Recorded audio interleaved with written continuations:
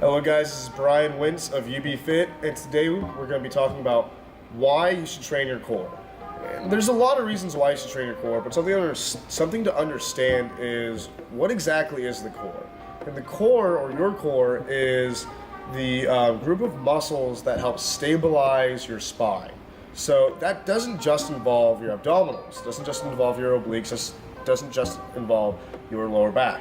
It also means your glute medius. It also means some of your hip flexors and some of your adductors as well. And your adductors are your like inner thigh or groin muscles that wrap down and then up into your pelvis, as well as even your lats, since the lats connect all the way from up here to all the way down into your vertebrae down over here, as well as these other muscles on the posterior side of your thoracic spine to help make sure that you don't round.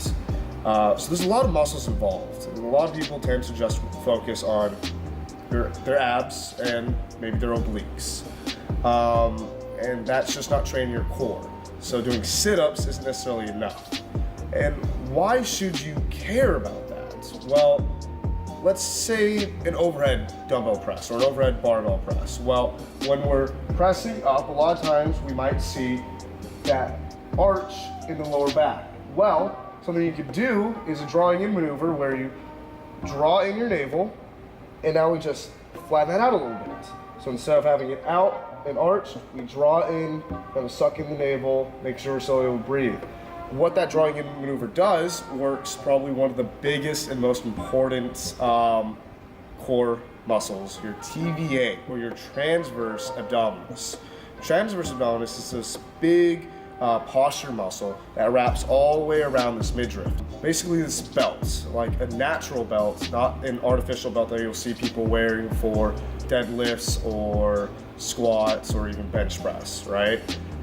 So that's, when people are wearing those belts, that's basically the muscle that they're trying to manipulate, as well as others, of course. But that goes into an example of wearing a belt as an artificial core during your main lifts, help your lifts, right? So then if we train our core, just like when we talked about how to improve your bench press, when we have stability in our upper body and not rounded, more stability means more force output. And what does the core do again? It stabilizes your spine.